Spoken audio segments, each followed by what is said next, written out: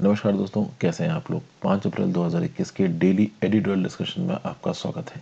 आज 5 important editorial से पांचों आपके साथ डिस्कस करूंगा। वैसे मैं ये नहीं बोलूंगा कि 5 इंपॉर्टेंट है, क्योंकि दो तो इलेक्शन से रिलेटेड है और जो इन्फॉर्मेशन इन 2 आर्टिकल्स में दी गई है वो देखिए डायरेक्टली तो आपके एग्जाम में काम आने वाली है नहीं, बट तमिलनाडु और केरला की पॉलिटिक्स में आपको बताती है। तो एक आर्टिकल तो तमिलनाडु के इलेक्शन से रिलेटेड में है। इस आर्टिकल को लिखा है आपका रितिका खेरा जी ने।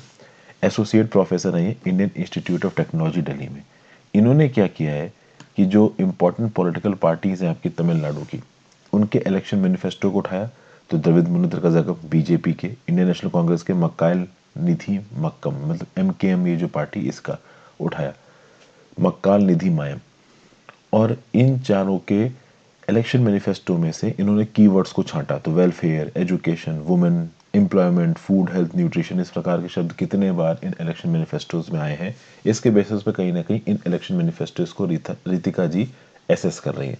रितिका जी यहाँ पे AIADMK का मैनिफेस्टो नहीं एसेस कर पाई हैं, क्योंकि वो इंग्लिश में पब्लिश नहीं हुआ था, वो तमिल में ही पब्लिश हुआ था। तो इसके रिस्पेक्ट में रितिका जी का क्या बोलना है, इसके बारे में बात करेंगे। फिर यहाँ पे Kerala model at the crossroads. Basically Subin Dennis साहब ने आर्टिकल लिखा है ट्राई कॉन्टिनेंटल रिसर्च में। ये इकोनॉमिस्ट है, केरला के इकोनॉमिक मॉडल की बात कर रहे हैं। अभी के लिए देखिए CPIM led left democratic front की सरकार है, पिनराई विजयन साहब की। उसको अपोज कौन कर रहा है? Congress led united democratic front. अभी प्रॉब्लम ये है कि इस आर्टिकल में केरला की इकोनॉमिक ग्रोथ की हिस्ट्री को देखा गया, 1970s 1980s, उसके बाद किस प्रकार से केरला में जो पब्लिक डेब्ट लेवल बढ़ा है उसके साथ साथ केरला की इकोनॉमी बढ़ी है, कैसे केरला आज तक इतना खर्चा कर पाया है अपने डेवलपमेंटल मॉडल्स पे, और कैसे आप कह सकते हो कि जो प्रेजेंट सरकार है वो केरला को और अच्छी तरीके से आगे लेके जा रही है। यहाँ पे ऑथर ने बहुत ही इनडायरेक्ट तरीके से CPI led left democratic front की तारीफ की है, जितना मैं समझ पाया हूँ इस आर्टिकल को, क्योंकि पिछले 5 या 6 सालों में जो किया गया है उस पर थोड़ा ज़्यादा ध्यान दे रहे हैं यहाँ पे ऑथर। तो बेसिकली इस आर्टिकल को हम लोग समझने की कोशिश करेंगे। नेक्स्ट आर्टिकल है आपका H1B वीज़ा को लेके। 31 मार्च 2021 को वो जो हार्श इमिग्रेशन रूल्स लगाए थे, जो H1B वीज़ा की प्रोसेसिंग को डोनाल्ड ट्रंप ने बंद कर दिया था, वो पर्टिकुलर नियम कानून लैप्स कर गया। अब H1B वीज़ा US में इशू किए जा सकते हैं। पहले मैं आपको बता दूं, सालाना 65,000 H1B वीज़ा इशू किए जाते थे, जिसमें से लगभग 70% H1B वीज़ा इंडियंस को मिलते थे। डोनाल्ड ट्रंप के समय पे इसको बंद कर दिया गया था, लेकिन अभी के लिए 31 मार्च तक डोनाल्ड ट्रंप का बैन था। तो ना ही उस बैन को एक्सटेंड किया आपका बाइडेन ने, ना ही उसको रिजेक्ट किया। मतलब अभी के लिए वो बैन खत्म हो गया, उसके ऊपर कोई एक्शन नहीं लिया। मतलब अब H1B वीज़ा की प्रोसेसिंग हो सकती है। तो यहाँ पे किस प्रकार से जो बाइडेन इस इमिग्रेशन को प्रमोट भी कर रहे हैं और eight the same time America में अपने आप को एंटी अमेरिकन नहीं दिखा रहे, क्योंकि डोनाल्ड ट्रंप का सीधा एजेंडा था अमेरिका के अंदर जो जॉब्स हैं वो अमेरिकन की हैं, बाहर वाले इन जॉब्स में नहीं आएंगे। ये सीधा एजेंडा था किसका? डोनाल्ड ट्रंप का। जो बाइडेन इस बात को जानते हैं कि कहीं ना कहीं इमिग्रेशन की जरूरत है, कहीं ना कहीं H1B वीजा को प्रोसेस करने की जरूरत है, लेकिन सीधे सीधे दिखा नहीं सकते कि वो इसको सपोर्ट कर रहे हैं, क्योंकि नेटिव अमेरिकन नाराज हो जाएंगे। 74 मिलियन, 7.5 करोड़ लोगों ने डोनाल्ड ट्रंप को वोट दिया था, तो उन 7.5 करोड़ लोगों को भी खुश करना है जो बाइडेन को। तो उसके रिस्पेक्ट में यहाँ कुछ बातें कही गई हैं, इसको देखेंगे। और नेक्स्ट आर्टिकल है अ गुड स्टार्ट। देखिए रेयर डिजीज को लेके जो रिसेंटली पॉलिसी आई है सरकार की, national policy for rare diseases 2021, जिसको मैंने कल के करंट अफेयर्स में भी आपके साथ डिस्कस किया था, उसके बारे में क्या अच्छे पॉइंट हैं ये इस आर्टिकल में बताए गए हैं, और किस बेसिस पे उस पॉलिसी को क्रिटिसाइज किया जा रहा है इसके बारे में भी यहाँ पे बात की गई है। कल के कुछ पॉइंट्स रिपीटेड होंगे और कुछ पॉइंट्स नए होंगे, तो इस आर्टिकल को देखेंगे। नेक्स्ट आर्टिकल भाई तमिलनाडु की पॉलिटिक्स से रिलेटेड है, इसको मैं स्किप कर रहा हूँ। जर्नलिज्म से रिलेटेड एक आर्टिकल हर मंडे छपता है, तो इसको भी मैं स्किप कर रहा हूँ, उतना इंपॉर्टेंट नहीं है। थोड़ी सी फिलोसॉफिकल टाइप की बातें करी गई इस आर्टिकल में। एक और आर्टिकल मैं आपके साथ डिस्कस करूंगा, रोड मैप फॉर टॉलरेंस। अब इसमें एंटी रेसिज्म की बात की गई है। कोई प्रॉपर स्टैटिस्टिकल इन्फॉर्मेशन एग्जाम्स के पर्सपेक्टिव से नहीं है, बट चूंकि यही आर्टिकल्स हैं आज, तो इन्हीं को डिस्कस कर लेते हैं। तो स्टार्ट करते हैं। Going beyond Tamil Nadu's freebies narrative, other important promises that could touch and likely improve lives of millions rarely make headlines. क्या बोला जा रहा है यहाँ पे? देखिए, जब भी, और इसको सिर्फ मैं आपको कहानी के पर्सपेक्टिव सुनाऊंगा, क्योंकि कोई स्टैटिस्टिक्स नहीं है, तो मैंने यहाँ पे नोट्स भी इंक्लूड नहीं किए। जब भी कोई इलेक्शन चलता है वहाँ पे फ्रीबीज बांटने की बात होती। अच्छा, एक और इम्पॉर्टेंट चीज़, मेरा सेल्फ प्रमोशन छूट गया दोस्तों, तो वीडियो पे लाइक का बटन, अगर अब तक इस वीडियो को शेयर नहीं किया है कर दीजिए। इस चैनल को शेयर और सब्सक्राइब नहीं किया है बिल्कुल कर दीजिए। आप ज्वाइन बटन दबा के हेल्प कर सकते हैं।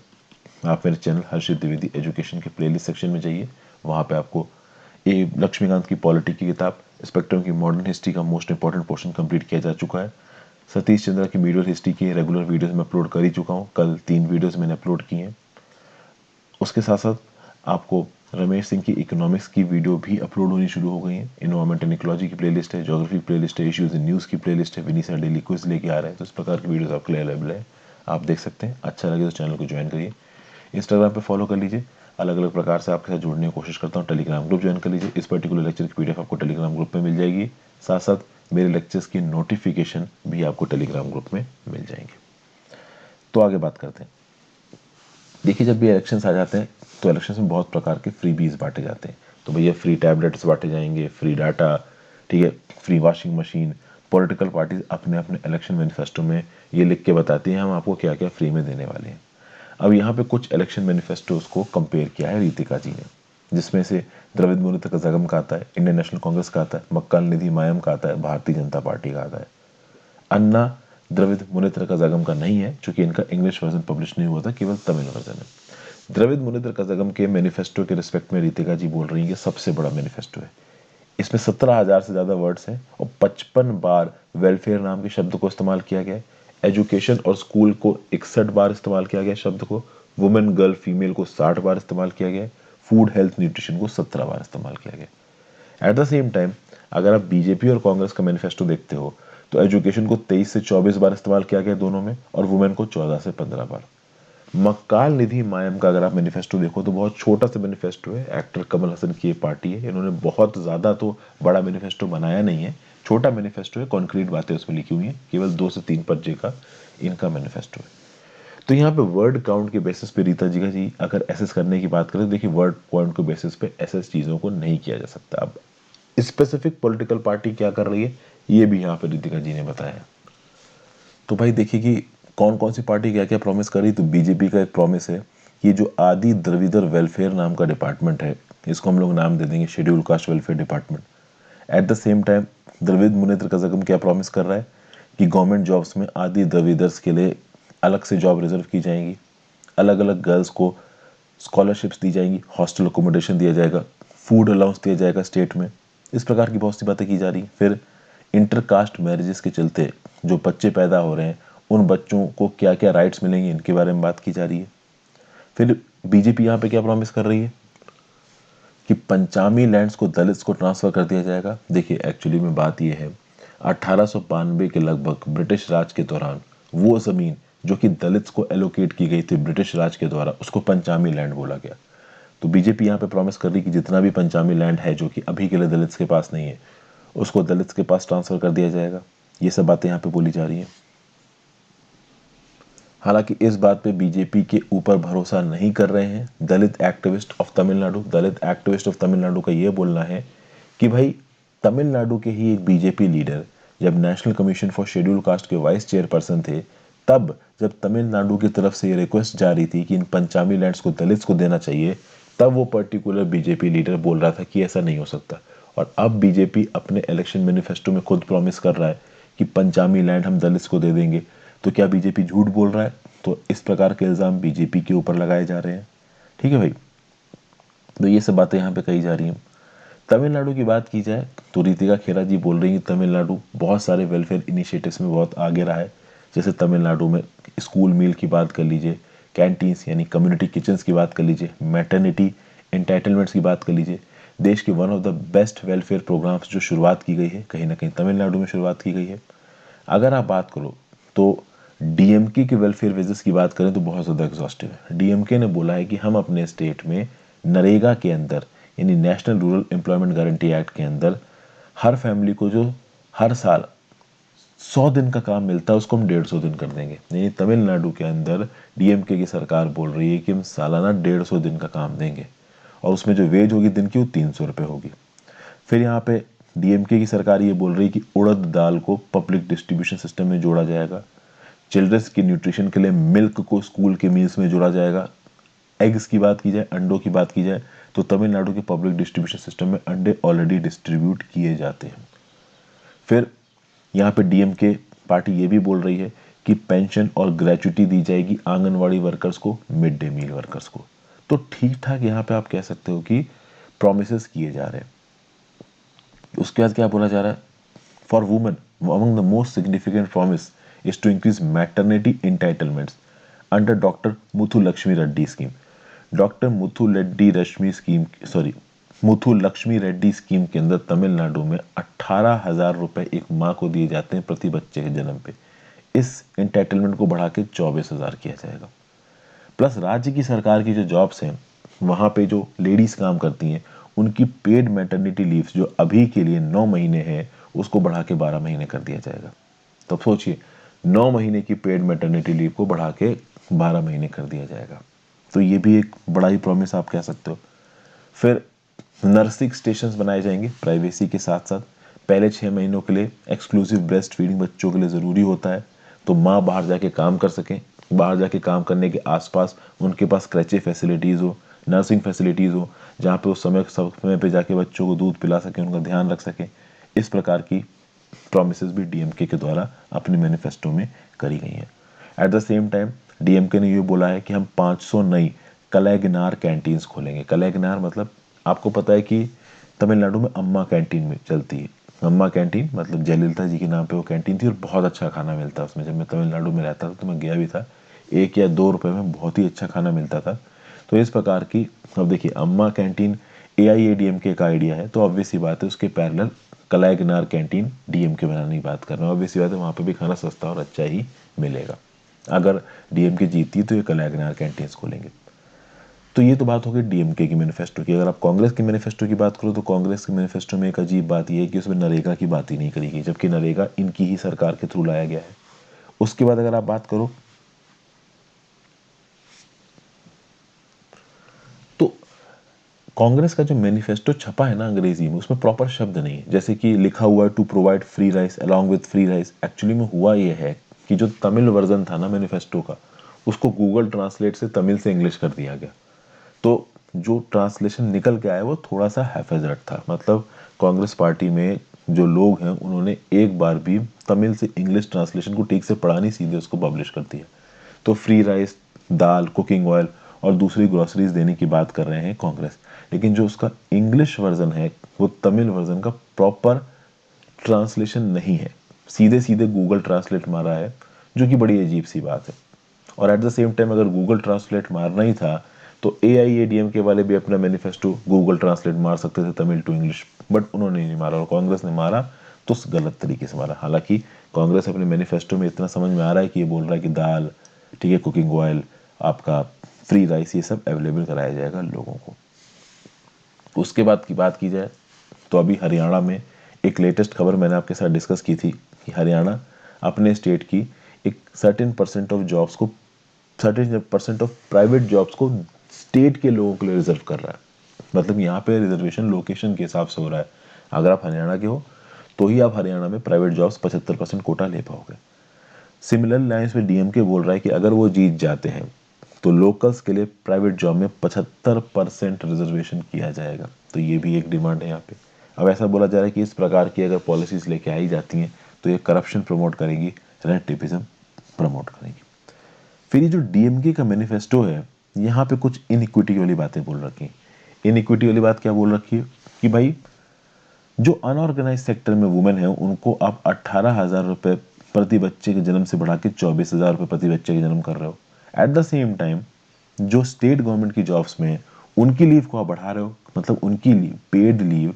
देखिए मैनिटर्निटी बेनिफिट अमेंडमेंट एक्ट 2017, ठीक है, इसके अंदर केंद्र सरकार ने बोल रखा है कि सरकारी जॉब्स में जितनी भी लेडीज काम कर रही हैं, ऑर्गेनाइज सेक्टर में जितनी भी लेडीज काम कर रही हैं, उनको 26 हफ्ते की पेड लीव मिलेगी।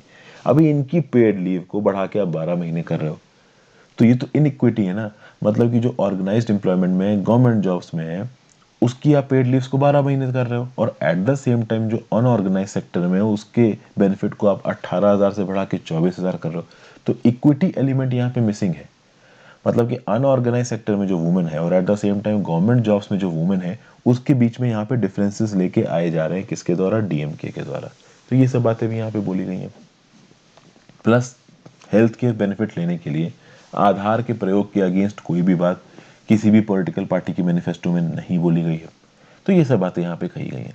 तो कुल मिला के यहाँ पे रितिका जी ने क्या किया है, रितिका जी ने इन इलेक्शन मैनिफेस्टोज में फ्री बीज से अलग हटके कुछ बातों को ढूंढने की कोशिश की। इंग्लिश मीडिया में, इंग्लिश मीडिया मतलब द हिंदू, इंडियन एक्सप्रेस और ये जो बाकी अखबार का अंग्रेजी वर्जन आता है, उन वर्जन्स में हमेशा फ्री बीज की बात की जाती है कि भाई क्या क्या चीज़ें फ्री में लोगों को बांटी जाएंगी। बट एक्चुअली में पॉलिटिकल पार्टी क्या प्रमोट कर रही है, क्या प्रमोट नहीं कर रही है, उसके बारे में एसेस नहीं किया जाता है। वही एसेस यहाँ पे रितिका जी की करने की कोशिश की है। तो कहीं ना कहीं ये इनइक्विटी वाला पॉइंट यहाँ पे बहुत अच्छा है कि डॉक्टर मुथु लक्ष्मी रेड्डी स्कीम के अंदर आप प्रति बच्चे के जन्म पे 18,000 का इंसेंटिव से बढ़ा के 24,000 का इंसेंटिव कर रहे हो। चलो ठीक है, आप अनऑर्गेनाइज सेक्टर की वुमेन के लिए कुछ कर रहे हो, but at the same time उनकी पेड लीव को 9 महीने से बढ़ा के 12 महीने कर रहे हो।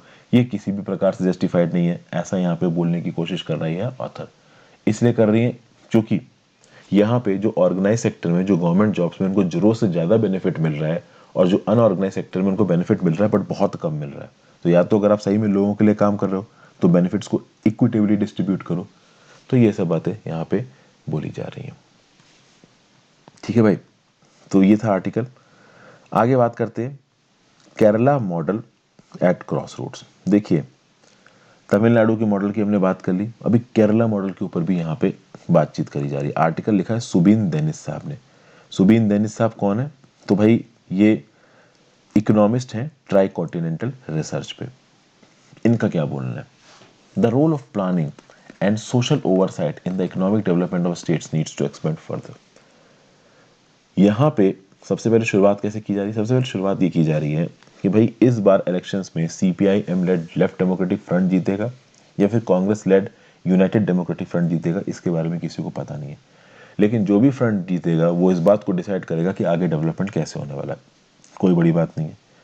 केरला के इकोनॉमिक मॉडल को देखा जाए तो ऐसा देश भर के लोगों के अंदर एक, आप कह सकते हो, इमेज बनी हुई केरला की कि केरला के इकोनॉमिक मॉडल में ह्यूमन डेवलपमेंट पे फोकस किया जा रहा है, लोगों के लिए काम किया जा रहा है, बट केरला में ज़्यादा इकोनॉमिक ग्रोथ नहीं हो रही है।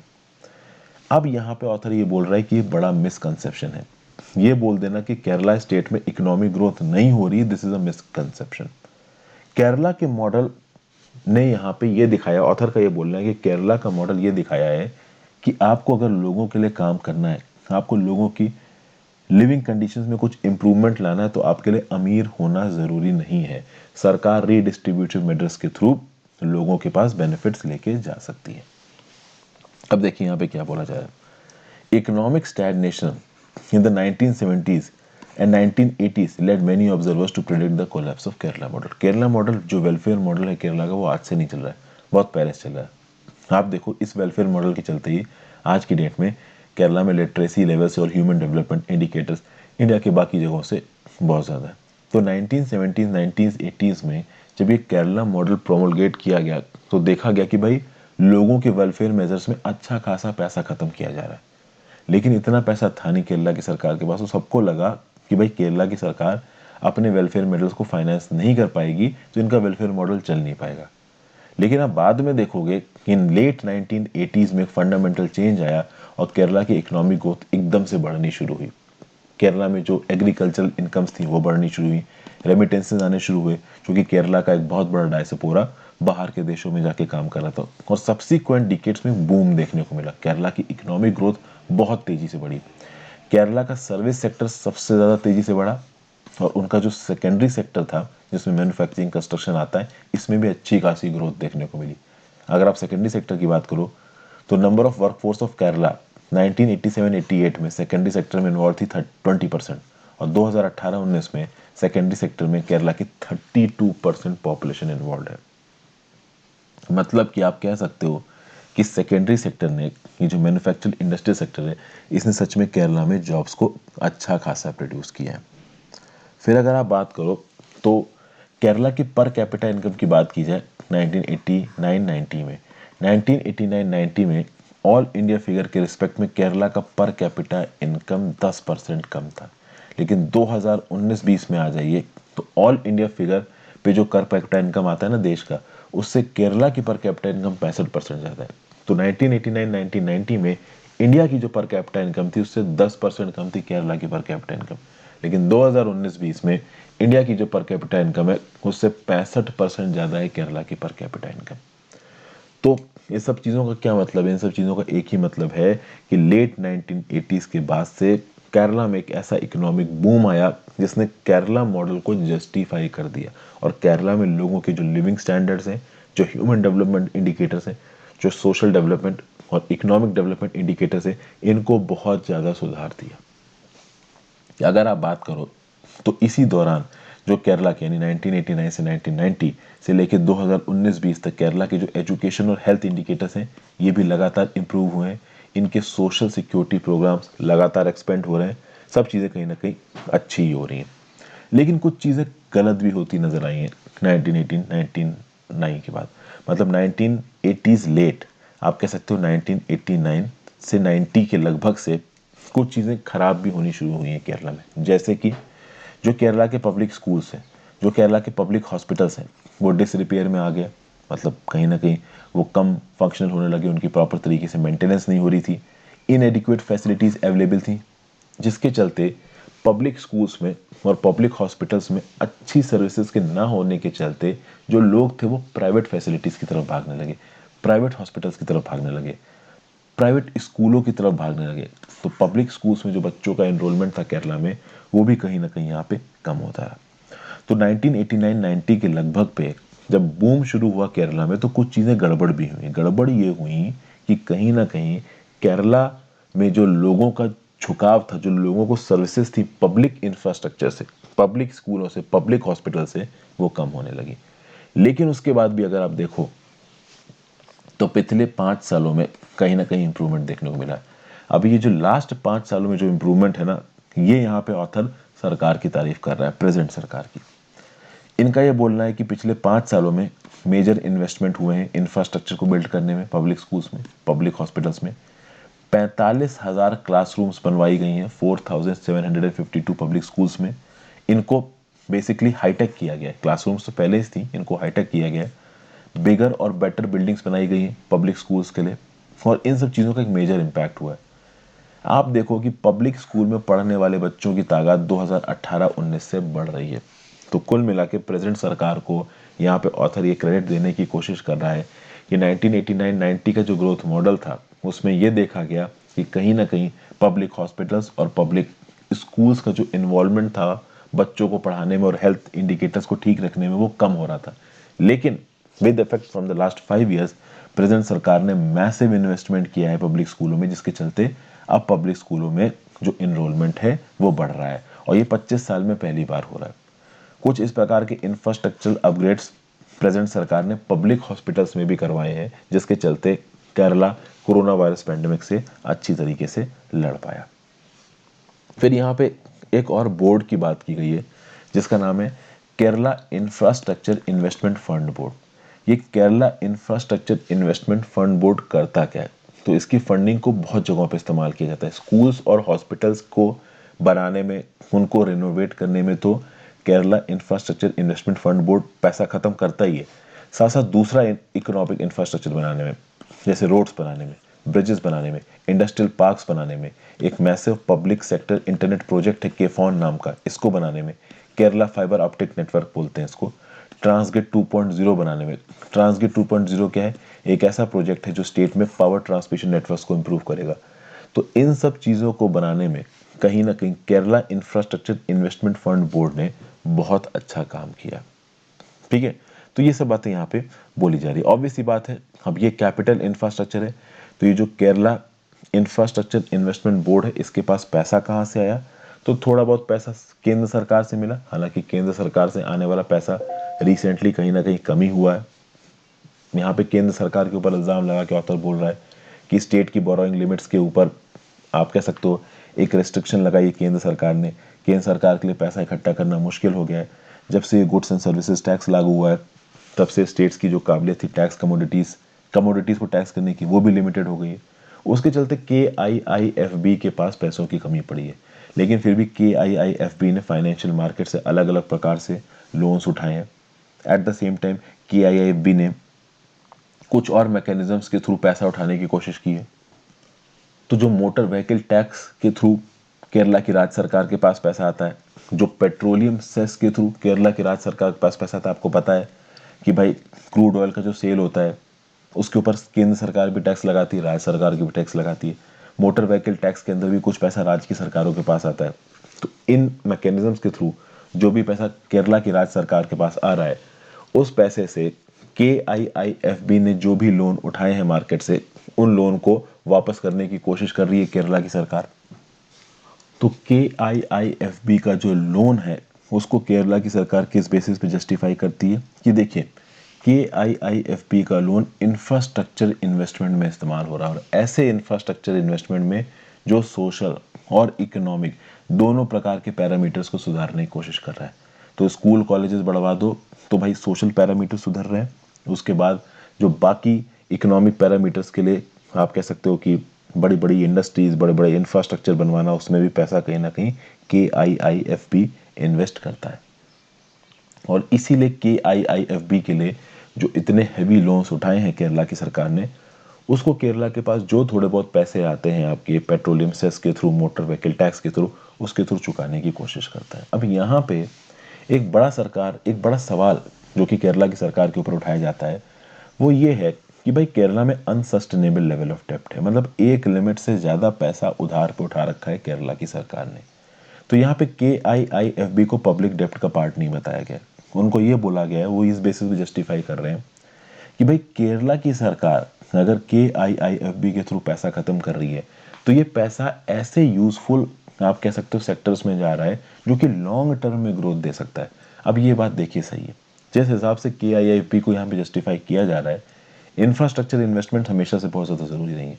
अगर आपने मेरी NCERT की सीरीज़ देखी है तो मैंने आपको बताया कि इंफ्रास्ट्रक्चर इन्वेस्टमेंट एक ऐसी चीज़ होती है जहाँ पे शुरू में तो आपको लगता है कि बहुत ज़्यादा पैसा नहीं निकल सकता है, बट उसके लॉन्ग टर्म जो बेनिफिट्स होते हैं वो बहुत ज़्यादा होते हैं। एट द सेम टाइम यहाँ पे कुछ पॉलिटिकल बातें भी कर रहा है ऑथर बोल रहा है कि अभी के लिए जो केरला का आउटस्टैंडिंग डेप्ट है to gross state domestic product, वो अभी के लिए 36% है। पहले के डेकेड्स में 36% से बहुत ज़्यादा भी रह चुका है। फिर उसके रिस्पेक्ट में ये भी बात की जाए कि केरला के पास रिसेंटली कुछ एक्स्ट्रा खर्चे भी हैं। 2018-19 में मतलब सीवियर फ्लड्स आ गए थे, 2018 और 2019 में केरला में फ्लड्स आए, और उसके बाद 2020 में तो लॉकडाउन ही लग गया कोरोना का, जिसके चलते कुछ ऐसे एक्सपेंसेस आ गए केरला की सरकार के ऊपर जिनको पहले आप कह सकते हो प्रिडिक्ट नहीं किया जा सकता था। उसके चलते भी केरला की सरकार का जो खर्चा है वो ज़्यादा हो गया है। तो अभी इन खर्चों के बीच में केरला की सरकार को इस बात पर क्रिटिसाइज करना कि पब्लिक डेप्ट लेवल ज़्यादा है, ये सही नहीं है। यहाँ पे ऑथर बोल रहा है कि केरला को जो रियल रिस्क है केरला की इकोनॉमी को, वो किससे, तो नेचुरल डिजास्टर से, प्लस वेस्ट एशियन कंट्रीज में जो केरलाइट्स जाके जॉब करते हैं वेस्ट एशियन कंट्रीज में, उनकी जॉब जा रही है इस पैंडेमिक के चलते, ये केरला को खतरा है। फिर जो केंद्र सरकार है वो कॉन्ट्रैक्शनरी फिजिकल पॉलिसी फॉलो कर रही है, मतलब केंद्र सरकार एक लिमिट से ज़्यादा पैसा इन्वेस्ट नहीं कर रही है, एक लिमिट से ज़्यादा पैसा स्टेट गवर्नमेंट्स को बोरो नहीं करने दे रही, उसके चलते भी केरला की सरकार के पास पैसों की कमी हो रही है। तो ये प्रॉब्लमेटिक चीज़ें बताई गई, but at the same time ये बोला जा रहा है कि केरला इस प्रकार के खर्चे से अपने देश के, अपने स्टेट के ह्यूमन रिसोर्स को डेवलप कर पा रहा है, जिसके चलते कि आप कह सकते हो कि एक स्किल्ड और हेल्दियर वर्कफोर्स केरला में डेवलप कर रही है, जो कि लॉन्ग टर्म में केरला को बहुत हद तक मदद करेगी। तो ये सब बातें आप बताई जा रही हैं। तो ये जो लेफ्ट डेमोक्रेटिक फ्रंट है केरला का, पिनराई विजयन साहब की जो सरकार है, वो भाई केरला के एजुकेशन पैरामीटर्स के थ्रू ह्यूमन डेवलपमेंट को बढ़ाने की बात करते हैं, स्किल्स को बढ़ाने की बात करते हैं, ह्यूमन रिसोर्स को बढ़ाने की बात करते हैं, systematic application of science and technology की बात करते हैं in the range of sectors. ये सब बातें यहाँ पे बताई जा रही हैं। फिर ये भी बोला जा रहा है कि जो यूनाइटेड डेमोक्रेटिक फ्रंट है उसने भी काफ़ी अच्छे अच्छे वेलफेयर मेजर्स अनाउंस किए, मतलब एट द सेम टाइम यहाँ पे सुबीन डेनिस साहब ये बोल रहे हैं कि लेफ्ट डेमोक्रेटिक फ्रंट ने तो अच्छे वेलफेयर मेजर्स अनाउंस किए ही अपने मैनिफेस्टो में। यूनाइटेड डेमोक्रेटिक फ्रंट जो कांग्रेस लेड फ्रंट है उसने भी अच्छे वेलफेयर मेजर्स अनाउंस किए हैं, बट उसके वेलफेयर मेजर्स में कोई प्रॉपर स्ट्रैटेजी नज़र नहीं आ रही है, ठीक है ना। और उस प्रॉपर स्ट्रैटेजी के चलते कहीं ना कहीं नुकसान हो सकता है। मतलब ओवरऑल ये लेफ्ट डेमोक्रेटिक फ्रंट की ज़्यादा तारीफ कर रहे हैं यूनाइटेड डेमोक्रेटिक फ्रंट को लेफ्ट डेमोक्रेटिक फ्रंट के आप कह सकते हो एक्शन से थोड़ा सा इन्फीरियर बता रहे हैं। तो बेसिकली ये जो आर्टिकल था थोड़ा सा प्रो था, किसके? पिनराई विजयन जी के सरकार के। बस ये बात यहाँ पे बोली जा रही है। ओके, तो ये था ये आर्टिकल। नेक्स्ट आर्टिकल पे चलते हैं। A walk back on the expiry of H1B visa ban, Biden shows intent on reworking immigration rules by not extending H1B visa ban. क्या बोला जा रहा है? देखिए, रिसेंटली प्रेसिडेंट जो बाइडेन ने अलाउ कर दिया a ban on issuance of H1B visa for skilled workers to lapse. पहले डोनाल्ड ट्रंप ने H1B वीजा के इशुएंस पे एक बैन लगा दिया था। वो बैन लगा था मार्च 31 2021 तक, मतलब 31 मार्च 2021 तक ये बैन लगा हुआ था। 31 मार्च 2021 तक इस बैन को हटाना था। मतलब या तो एक्सटेंड करो या हटाओ। ना जो बाइडेन ने इसको हटाया, ना ही इसको एक्सटेंड किया। इसके चलते हुआ क्या कि ये लैप्स हो गया। इससे जो बाइडेन की इंटेंट पता चल रही है। First of all, Joe Biden यहाँ पे इतने हार्श इमिग्रेशन रूल्स के फेवर में नहीं है। जो बाइडेन का साफ साफ बोलना है कि I am not in favour of so much harsh immigration rules. तो क्या जो बाइडेन ये चाहते हैं कि बाहर के देश के लोग इनके देश में आके घुस जाएं? ऐसा नहीं है। देखिए, जब बाहर के देश के लोग अमेरिका में जाके काम करते हैं तो पहली बात ये क्या करते हैं कि अमेरिकन कंपनीज को ठीक ठाक पैसा कमाने का मौका देते हैं। ऑब्वियस सी बात है, बाहर के देश के लोग कम पैसे में जाके अमेरिका में काम करते हैं तो अमेरिकन कंपनीज का प्रॉफिट एलिमेंट बढ़ता है, क्योंकि कम सैलरीज में उनको लोग मिल जाते हैं। उसके चलते अमेरिकन कंपनीज इनोवेट कर पाती हैं, अमेरिका की सरकार को ज़्यादा टैक्स दे पाती हैं, प्लस इनोवेशन भी होता है। जब टैलेंटेड लॉट दुनिया भर का आपकी कंट्री में आके काम करेगा तो आपकी इकोनॉमी तो ग्रो करेगी करेगी ना। यूएस आज की डेट में इतना ग्रो क्यों हो रहा है? इन्हीं लोगों के टैलेंट के दम पे वो ग्रो हुआ। अभी मिस्टर बाइडेन का ये जो एक्शन है, जिसके चलते 31 मार्च 2021 को लैप्स हो जाने दिया इन्होंने। क्या लैप्स हो जाने दिया? H1B visa ban. उसके चलते इंडियन नेशनल्स को यहाँ पे काफी फायदा होने वाला है। इंडियन नेशनल्स जो कि यूएस की टेक्नोलॉजी फर्म्स में जाने की कोशिश कर रहे हैं, उनको यहाँ पे काफी फायदा होने वाला है। इस बैन से पहले लगभग सालाना 65,000 H1B वीजास इशू किए जाते थे, जिसमें से 70% बेनिफिशरीज होते थे इंडिया के। ओके, और उसके बाद अगर आप देखो, जब से बैन लगाया गया है H1B वीजा एप्लीकेशंस पे, लगभग 2,19,000 लोगों वर्कर्स के वीजा एप्लीकेशंस के ऊपर कोई डिसीजन ही नहीं किया है। एकदम से ब्लॉक पड़ी हुई है वीजा एप्लीकेशंस, लगभग 2,90,000 वर्कर्स की। आगे बात की जाए तो मिस्टर ट्रंप का ये जो प्रोक्लेमेशन था, इसने नॉन इमिग्रेंट वर्क वीजास अलग अलग रोक तो दिए ही थे। क्यों रोके थे? मिस्टर ट्रंप का ये लॉजिक था कि अमेरिका में जो जॉब्स हैं वो अमेरिकन के लिए, वो बाहर के लोगों को नहीं मिलेंगी। लेकिन ऑब्वियस सी बात है, इस बात को लेके बहुत सारी कंपनीज डोनाल्ड ट्रंप के अगेंस्ट भी हो गई थी। बट डोनाल्ड ट्रंप का सिंपल एजेंडा था, वो बहुत ज्यादा प्रो वाइट और नेटिविज्म को आप कह सकते हो प्रमोट कर रहे थे। वो अमेरिकन का वोट चाहते थे और सिर्फ अमेरिकन के लिए काम करने की कोशिश कर रहे थे, अपनी इंटरनेशनल रिस्पॉन्सिबिलिटी पर से हाथ खड़ा कर रहे थे डोनाल्ड ट्रंप। अब यहाँ पे देखो, इस चीज के चलते यूएस इंडिया रिलेशनशिप्स बिगड़ सकते थे। इंडिया आईटी सर्विसेज एक्सपोर्ट करता है यूएस को। अगर आप देखो तो 2019 में इंडिया ने 29.7 बिलियन डॉलर्स की आईटी सर्विसेज एक्सपोर्ट की हैं। इसको आपका यूएस को। अभी किस प्रकार से आईटी सर्विसेज एक्सपोर्ट करते हैं? देखिए, यूएस की बड़ी बड़ी कंपनीज इंडिया के कॉल सेंटर्स को, इंडिया की कंपनीज को जैसे कि टीसीएस विप्रो ठेके पे काम देते हैं। इन टीसीएस विप्रो में काम करने वाले लोग जो हैं इंडिया में, उनमें से बहुत सारे लोगों को H1B वीजा पे अमेरिका में जाके काम करने का मौका मिल जाता है। तो ओवरऑल सॉफ्टवेयर के फील्ड में इंडिया और यूएस के रिलेशंस काफी अच्छे हैं, जिसके चलते सॉफ्टवेयर सर्विसेज 29.7 बिलियन डॉलर्स की एक्सपोर्ट की इंडिया ने यूएस को। ये देखो आप, तो 2018 के रिस्पेक्ट में 3% ज्यादा है और 2009 के रिस्पेक्ट में 143% ज्यादा है। तो आप कह सकते हो कि इंडिया की आईटी सर्विसेज काफी अच्छी हैं। लेकिन इन आईटी सर्विसेज के ऑपरेशंस के ऊपर एक धक्का लगा जब डोनाल्ड ट्रंप ने H1B वीजा के इशुएंस पे टेम्पररी बैन लगा दिया। जब इस प्रकार का बैन लगा था तो सिलिकॉन वैली टेक के जो सीईओज थे, उन्होंने काफी इसको अपोज किया था। सिलिकॉन वैली के सीईओज ने डोनाल्ड ट्रंप को बोला कि आप इस प्रकार का बैन नहीं लगा सकते, ये आप गलत कर रहे हो। Eight the same time Donald Trump student visa ban भी लगा रहे थे। मतलब कि जो हार्वर्ड और मैसाचुसेट्स और बड़ी बड़ी जो यूनिवर्सिटीज है अमेरिका की, जिसमें इंडिया के बच्चे पढ़ने के लिए जाते हैं, उनके ऊपर भी बैन लगाया जा रहा था। तो उस केस में तो ये यूनिवर्सिटीज लॉ सूट्स फाइल करने चली गई। उन्होंने बोला कि भाई ये नहीं हो सकता, और ये सही में नहीं हो सकता। देखिए ऐसा है, ये जो हार्वर्ड मैसाचुसेट्स जैसी यूनिवर्सिटीज है ना, जब अमेरिका के बच्चे यूनिवर्सिटीज में जाके पढ़ते हैं ना, ज़्यादा पैसे नहीं देते। इन यूनिवर्सिटीज की जो मेन कमाई होती है, या तो आप कह सकते हो कि उनका खुद का जो फंड होता है, उस फंड में बड़े बड़े कॉर्पोरेट्स पैसा दान करते हैं, और वो जो दान है वो टैक्स फ्री होता है। एट द सेम टाइम जो बाहर से बच्चे पढ़ने आते हैं हार्वर्ड टाइप की यूनिवर्सिटीज़ में, वो ठीक ठाक पैसे खत्म करते हैं। अगर आज की डेट में आपको हार्वर्ड से एमबीए करना है, आपकी जेब से 1 करोड़ से ज़्यादा रुपए निकल जाएंगे 1.5 साल के कोर्स के लिए। ये पैसा आप जाके वहाँ पे ट्यूशन फीस में तो दोगे, बाकी थोड़ा बहुत रहने में दोगे।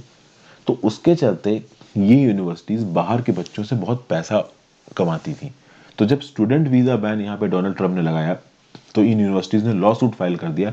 कहीं ना कहीं स्टूडेंट वीज़ा बैन को वापस पुल बैक करना पड़ गया डोनाल्ड ट्रंप को।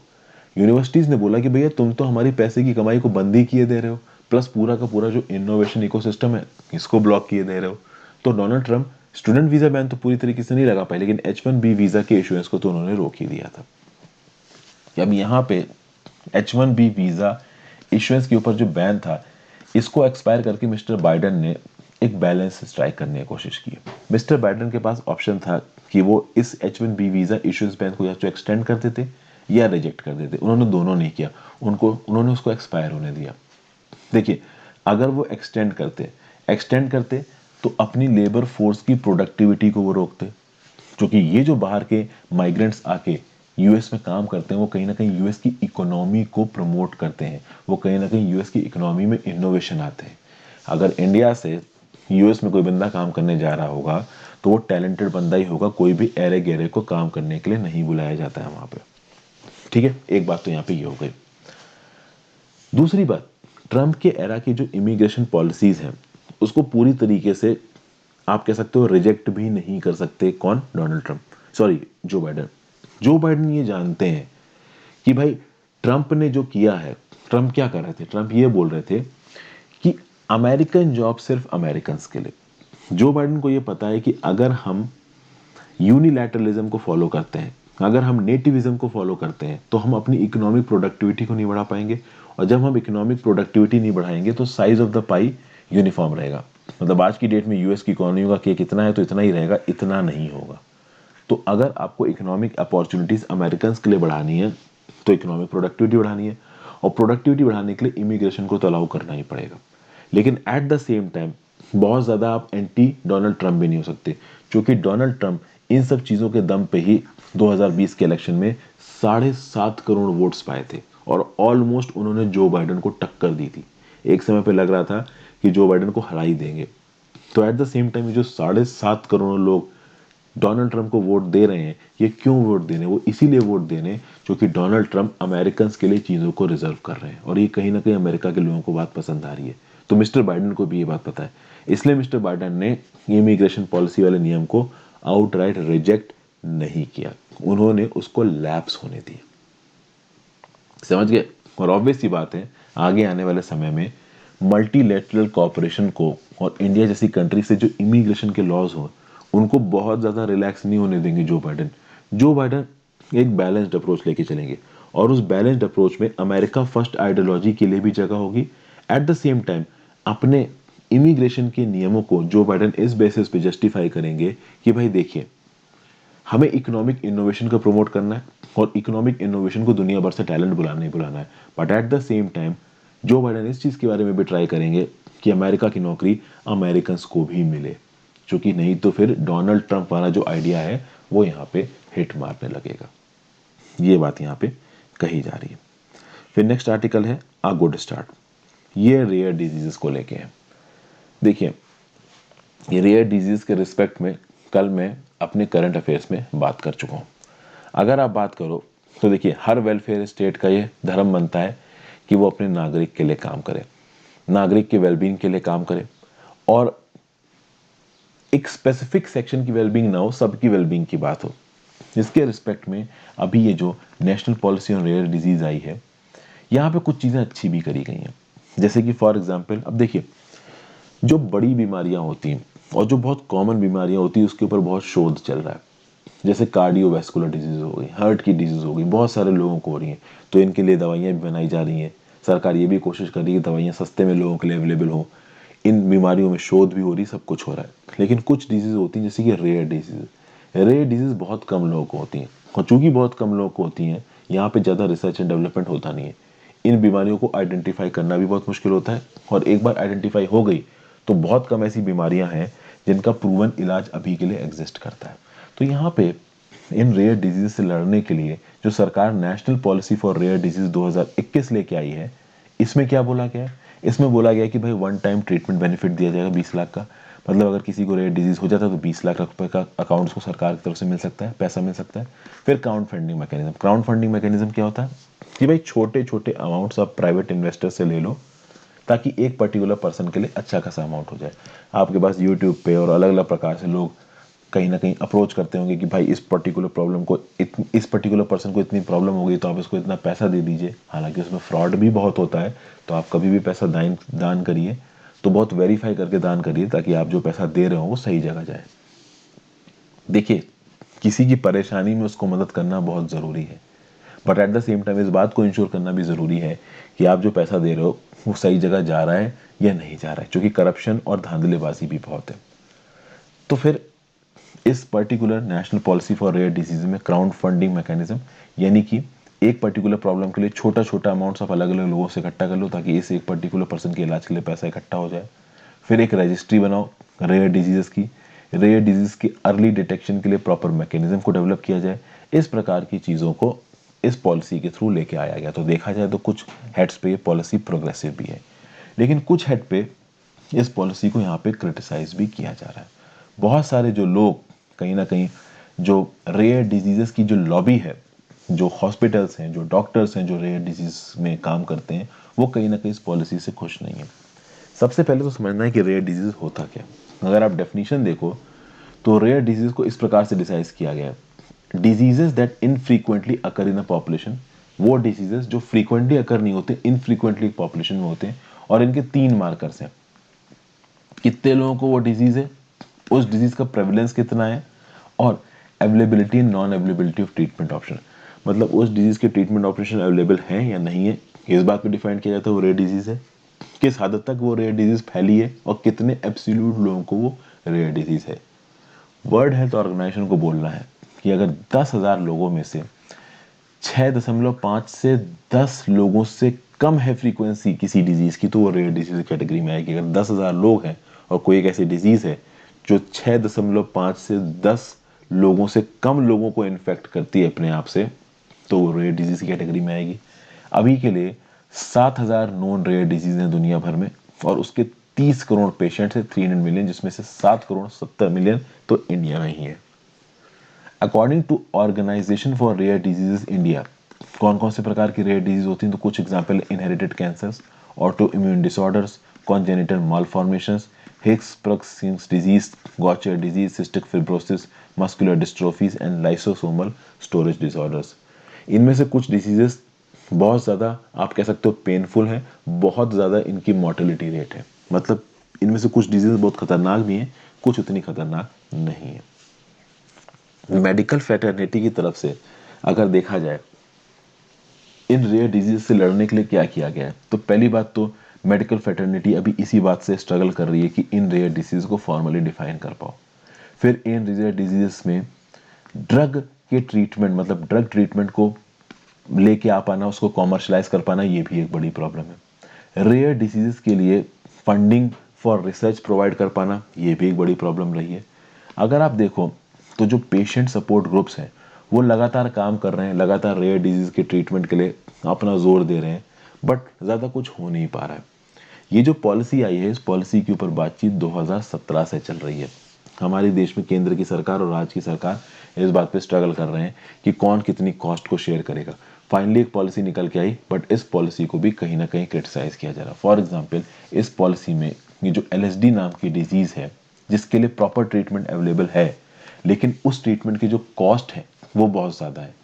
तो कॉस्ट के रिस्पेक्ट में जो भी यहाँ पे अलॉटमेंट किया गया पैसों का, वो बहुत ज़्यादा कम है। ठीक है।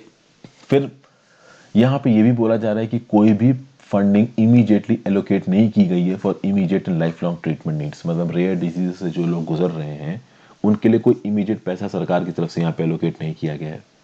खासकर उन बीमारियों के लिए जिनके लिए थेरेपीज अप्रूव कर रखी हैं drug controller general of India में। ये बोला जा रहा है कि कुछ बीमारियां तो ऐसी हैं जिसमें डायग्नोस्ड पेशेंट्स के ऊपर 80 से 100 करोड़ रुपए सालाना का खर्चा आ सकता है। सेंटर ने रेयर डिजीज के रिस्पेक्ट में कुछ स्टेट्स के साथ एमओयू साइन कर रखे हैं, जैसे केरला, तमिलनाडु, कर्नाटका। अभी केरला, तमिलनाडु, कर्नाटका में किसी को रेयर डिजीज होती है तो उसकी रेयर डिजीज को सॉल्व करने में थोड़ा पैसा राज्य की सरकार देगी और थोड़ा पैसा केंद्र सरकार देगी। इस प्रकार के सेटलमेंट्स बाकी स्टेट्स के साथ भी साइन करने की जरूरत है। तो ये सब बातें यहाँ पे बोली जा रही। कुल मिला के सेंटर के ऊपर ये रिस्पॉन्सिबिलिटी डालने की कोशिश की जा रही है कि लाइफ सेविंग ट्रीटमेंट्स को फंड करने के लिए एक अच्छा खासा पैसा साइड में केंद्र सरकार को रखना चाहिए, जो कि अभी के लिए केंद्र सरकार ने नहीं रखा है। लेकिन with the roll out of the policy केंद्र सरकार एक बड़ा पैसा एलोकेट कर सकती है। कुल मिला के एट द एंड सारी जो बातें होती है ना वो पैसे पे आके लटक जाती हैं कि आप किस हद तक इस प्रकार के डेवलपमेंटल या हेल्थ प्रॉब्लम्स के लिए पैसा खत्म कर सकते हो। केंद्र सरकार के ऊपर ये इल्ज़ाम लगाए जाते हैं कि अप्रोप्रिएट पैसा केंद्र सरकार खत्म नहीं कर रही है। फिर यही बात बोल दी जा रही है कि अगर केंद्र सरकार यहाँ पे पैसा खत्म करती है तो देश के हर नागरिक के लिए आप कह सकते हो कि इंसाफ और जस्टिस खासकर हेल्थ के फील्ड में हम लोग इंश्योर कर पाएंगे। तो ये सब बातें यहाँ बताई गई। कल की डेट में हमने ज़्यादातर बातें यहाँ पे डिस्कस कर ली थी, आज कुछ बहुत ज़्यादा अलग नहीं है। नेक्स्ट बात करते हैं road map for tolerance. Racism will not be overcome with mere professions of good faith but with anti racist action. इसमें ज़्यादा कुछ नहीं है दोस्तों। एक्चुअली में हुआ ये है कि हर साल 21 मार्च को एक ग्लोबल मूवमेंट गैदर करता है to fight prejudice and intolerance by marking the international day for elimination for of racial discrimination. तो international day for elimination of racial discrimination celebrate किया जाता है हर साल 21 मार्च को, जिसके चलते दुनिया भर में जहाँ जहाँ पे भी इनटॉलरेंस और प्रेजुडाइस एग्जिस्टेंट है उसको कम किया जा सके। इससे होता क्या है कि एक अपॉर्चुनिटी मिलती है जिससे मॉडर्न रेसिज्म के कॉजेज और कॉन्सिक्वेंसेस को आइडेंटिफाई किया जाता है और डिस्क्रिमिनेशन से लड़ने की बातें यहाँ पे की जाती हैं। रेशियल डिस्क्रिमिनेशन की बात की जाए तो रेशियल डिस्क्रिमिनेशन का ह्यूमन राइट्स, देखिए रेशियल डिस्क्रिमिनेशन ह्यूमन राइट्स को ब्रीच करता है, ह्यूमन हेल्थ पे इल इफेक्ट्स है, वेल बीइंग के इल इफेक्ट्स है, सोशल कोहेशन को रोकता है। इसीलिए former US secretary general Kofi Annan का क्या बोलना है, our mission is to confront ignorance with knowledge, bigotry with tolerance and isolation with outstretch hands of generosity. मतलब अच्छी बात कर रहे हैं कि रेसिज्म को हराने के लिए ये कर दो तो ये चीज़ें अच्छी हो जाएंगी। 2020 में रेसिज्म के ऐसे बहुत से एपिसोड्स देखने को मिले हैं जो कहीं ना कहीं हमें इस रेसिज्म की बातों से लड़ने के लिए कुछ रीजंस देते हैं। फॉर एग्जांपल, जब पैंडेमिक फैला तो बहुत सारी साइट्स में क्या हुआ कि एशियंस के खिलाफ हेट बढ़ने लगा। यूएस में हुआ ये कि 200% ट्रैफिक उन साइट्स पे जो कि एशियंस के खिलाफ हेट प्रोपोगंडा को चलाता था उन साइटों पे 200% ट्रैफिक बढ़ गया। इंडिया और श्रीलंका में माइनॉरिटीज को अटैक करने के लिए प्रॉपर प्रोपोगंडास चलाए जाने लगे सोशल मीडिया के ऊपर, ठीक है ना। ये बोला जाने लगा कि ये माइनॉरिटीज रिस्पॉन्सिबल हैं कोरोना वायरस को फैलाने के लिए। आपको याद ही होगा इस प्रकार के बहुत से प्रोपोगंडा चल रहे थे। तो कहीं ना कहीं इस प्रकार के स्ट्रक्चरल फॉर्म्स ऑफ डिस्क्रिमिनेशन से लड़ने के लिए आर्टिफिशियल इंटेलिजेंस और नई टेक्नोलॉजी का प्रयोग किया जा सकता है, क्योंकि ये जो लोग हैं जो कि इस प्रकार का प्रोपोगंडा फैला रहे हैं वो खुद ही आर्टिफिशियल इंटेलिजेंस की टेक्नोलॉजी को इस्तेमाल कर रहे हैं। तो यहाँ पे इन सब चीज़ों से लड़ने की बात की गई है। फिर एक स्टडी पब्लिश की गई है द लैंसेट में। ये क्या बोलती है, it draws attention to the social dimension of the कोविड-19 pandemic and greater vulnerability of ethnic minorities who have been disproportionately affected. मतलब ये बोल रहे हैं कि कोविड-19 पैंडेमिक की वजह से बहुत सारी एथनिक माइनॉरिटीज वल्नरेबल हो गई हैं, डिस्प्रोपोर्शनेटली अफेक्टेड हो गई हैं। उनके लिए कुछ अच्छा करने की जरूरत है। वुमेन्स और गर्ल्स के ऊपर ज़्यादा बर्डन पड़ा है चूंकि ऑलरेडी जेंडर बेस्ड प्रेजुडाइसेस यहाँ पे एग्जिस्ट करते थे। तो कुल मिला के इस आर्टिकल में प्रॉब्लम क्या है ये बताई जा रही है और बहुत जनरलाइज्ड किस्म में प्रॉब्लम बताई जा रही है, कोई ऐसा स्पेसिफिक प्रॉब्लम नहीं बताई गई। तो यहाँ पे इसके ऊपर डिस्कशन हुआ। डिस्कशन और इसकी अर्जेंसी को पॉइंट आउट करने के लिए यूनेस्को हेडक्वार्टर्स में पेरिस में एक ग्लोबल फोरम हुआ against racism and discrimination on 22 मार्च 2021, जिसमें पार्टनरशिप कौन कर रहा था, रिपब्लिक ऑफ कोरिया। इस फोरम में पॉलिसी मेकर्स, एकेडमिक्स, पार्टनरशिप्स मिले, एंटी रेटिज्म के ऊपर मल्टी स्टेक पार्टनरशिप की बात कर रहे थे, एक नया रोड मैप लाने की बात की जा रही थी, जहाँ पे मल्टी सेक्टर एफर्ट हो, टॉलरेंस की बात की जाए, एंटी रेसिस्ट लॉज लाए जाएँ, पॉलिसीज़ लाए जाएँ, प्रोग्राम्स लाए जाएँ। तो इस प्रकार की बहुत सारी बातें की जा रही हैं। यूनेस्को किया गया कि यूनेस्को बहुत सारे एक्शंस ले रहा है रेसिज्म के अगेंस्ट, एजुकेशन में, साइंसेस में, कल्चर में, कम्युनिकेशन में, लोगों को पढ़ाना लिखाना, उनको बताना कि रेसिज्म सही नहीं है, ह्यूमन राइट्स को प्रमोट करिए, इंटरकल्चरल डायलॉग लेके आइए, यूथ्स और कम्युनिटीज़ को ऐसी स्किल्स दीजिए कि वो हार्मफुल स्टीरियोटाइप्स के अगेंस्ट लड़ सकें, अपने अंदर टॉलरेंस का एलिमेंट लेके आ सकें। और इसके लिए international coalition for inclusive and sustainable cities ये एक एडिशनल प्लेटफॉर्म प्रोवाइड करता है कि सिटी लेवल प्लानिंग कुछ ऐसी हो कि रेसिज्म के अगेंस्ट आपके एडमिनिस्ट्रेशन में ही कुछ आप न्यूएंसेस, कुछ और फाइनल पॉइंट्स को आप एसिमुलेट कर सको। तो ये सब बातें यहाँ पे बताई जा रही हैं। एरिक फॉल जी ने इस आर्टिकल को लिखा है, डायरेक्टर है और रिप्रेजेंटेटिव है यूनेस्को की न्यू दिल्ली क्लस्टर ऑफिस के। तो ऑब्वियसली बात है, इनकी बातों में प्रॉपर स्टैटिस्टिक्स तो वैसे भी उम्मीद नहीं की जा सकती थी, बहुत ही सुपरफिशियल सी और आप कह सकते हो बाहर बाहर की बातें इन्होंने बोली है, जो कि मैंने आपके साथ डिस्कस कर ली। Thank you for watching friends. आज कुछ बहुत इंपॉर्टेंट तो नहीं था, बट फिर भी एक कंटिन्यूटी के लिए हमने डिस्कस किया। Have a great day, good bye.